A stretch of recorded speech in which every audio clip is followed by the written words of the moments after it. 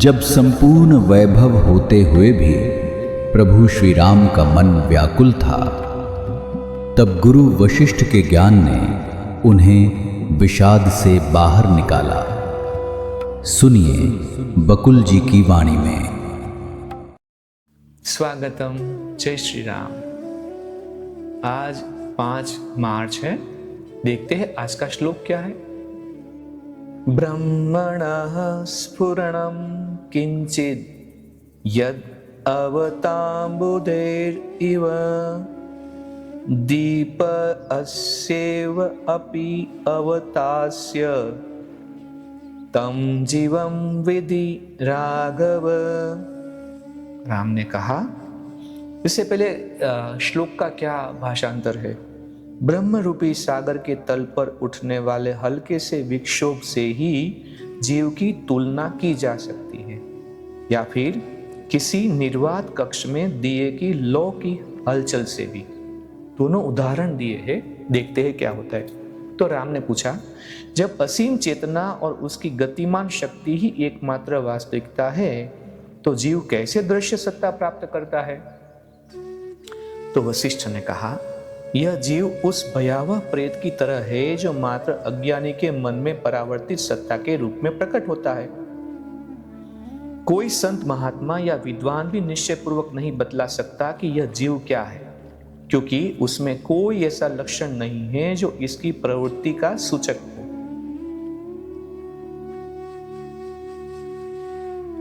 असीम चेतना रूपी दर्पण में अगणित बिंब दिखाई देते हैं, जो संसार के विविध रूपों के घटक होते हैं। यही जीव है।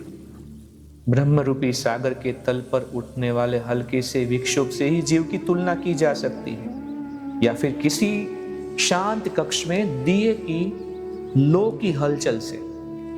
हल्के से विक्षोभ में असीम चेतना की असीमता प्रच्छन्न रहने के कारण चेतना की सीमितता देखने लगती है। यह भी असीम चेतना में अंत निहित रहती है, और चेतना की यही ससीमता जीव कहलाती है। जिस प्रकार किसी ज्वलनशील पदार्थ के साथ चिंगारी का संपर्क होते ही स्वतंत्र लपट फूट पड़ती है, उसी प्रकार चेतना की यह सीमितता प्रच्छन्न प्रवृत्तियों और स्मृतियों का आहार प्राप्त करने पर अहम अर्थात मैंपन के रूप में संघनित होने लगती है। यह मैंपन कोई ठोस वास्तविकता नहीं है, परंतु जीव इसे उसी जगह वास्तविक मान बैठता है, जिस तरह आकाश के नीलेपन को स्वीकारता है। जब अहम अपनी धारणाओं का सत्कार करने लगता है, तो जो विचार सामग्री तैयार होती है, उसी से स्वतंत्र और अलग जीव की अवधारणा बनती है। इसी जीव को मन, माया, ब्रह्मांडीय भ्रांति, ब्रह्मांडीय प्रकृति आदि भी कहते हैं।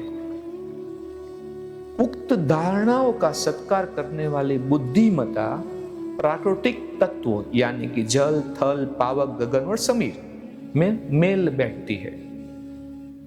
इनके सहयोग से वही बुद्धिमता प्रकाश की चिंगारी बन जाती है, जबकि वह वास्तव में ब्रह्मांडीय प्रकाश होती है। तब यह अनेक रूपों में घनीभूत होती है और कहीं वृक्ष, कहीं पक्षी, कहीं प्रेत, कहीं देवता बन जाती है। इनमें उसका पहला रूप परिवर्तन करता ब्रह्मा का होता है, और फिर अन्य रूपों का सर्जन अपनी इच्छा या विचार से करता है। इस प्रकार जीव, कर्म, देवता और सब कुछ चेतना का ही स्पंदन मात्र है। मन की यानी कि सृष्टि भी चेतना का स्पंदन ही है। संसार मन में उत्पन्न होता है। यह अपूर्ण दृष्टि तथा अपूर्ण समझ के कारण ही दिखाई पड़ता है। सच ये है कि यह दीर्घ स्वप्न से अधिक कुछ नहीं। यदि यह बात समझ में आ जाए तो सारे का सारा द्वैत समाप्त हो जाता है। फिर ब्रह्म, जीव, मन, माया, कर्ता, क्रिया और संसार, ये सब अद्वैत असीम चेतना के ही पर्याय लगने लगते हैं। तो आज बहुत ही गहरी बात बताई। ये वीडियो आप 2 बार 3 बार जरूर सुने, ऐसा मेरा नम्र निवेदन है। यहीं पे आज विराम लेते हैं। कल अगले सूत्र के साथ, अगले श्लोक के साथ, नया दिन नया मणिका देखेंगे। जय श्री राम। इस ज्ञान यात्रा में हमारे साथ बने रहने के लिए चैनल को सब्सक्राइब करें और बेल आइकॉन दबाएं।